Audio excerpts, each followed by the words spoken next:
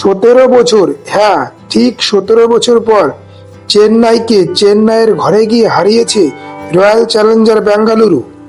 IPL এর প্রথম বছর 2008 সালে রাহুল দ্রাবিড়ের হাত ধরে চেন্নাইয়ের ঘরের মাঠে প্রথমবার হারিয়েছিল বেঙ্গালুরু।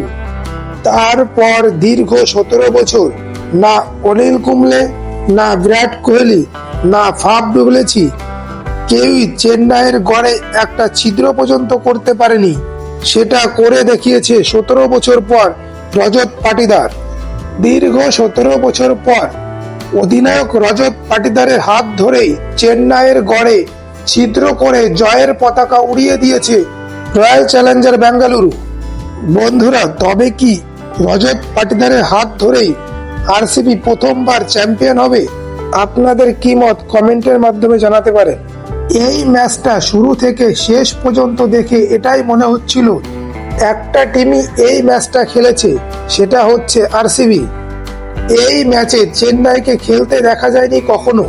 চেন্নাইয়ের খেলা দেখে কখনো মনে হয়নি চেন্নাই ম্যাচটা জেতার জন্য খেলছে।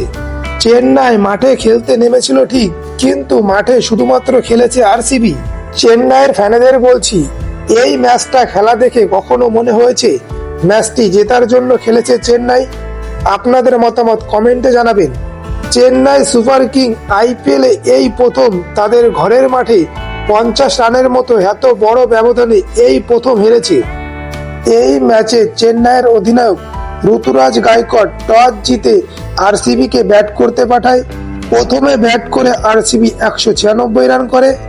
আরসিবির হয়ে ফিলিপ সল্ট 16 বলে 32, বিরাট কোহলি 30 বলে 31, দেবদূত পাডিক্কল 14 বলে 27, অধিনায়ক রজত পাটিদার 32 বলে 51 এবং শেষে টিম ডেভিড 8 বলে 22 রান করে। চেন্নাইয়ের হয়ে নূর আহমেদ 3টি উইকেট এবং পাথিরানা 2টি উইকেট নেয়।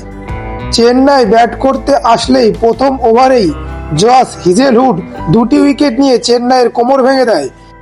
জশ হিজেলউড, ভুবনেশ্বর কুমার এবং যশ দয়ালের সামনে সমস্যায় পড়ে চেন্নাইয়ের ব্যাটিং অর্ডার। 20 ওভার শেষে চেন্নাই সুপার কিং 146 রান করে 8 উইকেট হারিয়ে। জশ হিজেলউড 3 উইকেট এবং যশ দয়াল ও লিয়াম লিভিংস্টন 2টি করে উইকেট নেয়। চেন্নাইয়ের হয়ে রাচিন রবীন্দ্রা 31 বলে 41 এবং MS ধোনি 16 বলে 30 রান করে। বন্ধুরা, আইপিএল এর এমন অনেক ভিডিও পেতে আপনারা চ্যানেলটি সাবস্ক্রাইব করুন, ভিডিওটি লাইক ও অনেক শেয়ার করুন। ধন্যবাদ।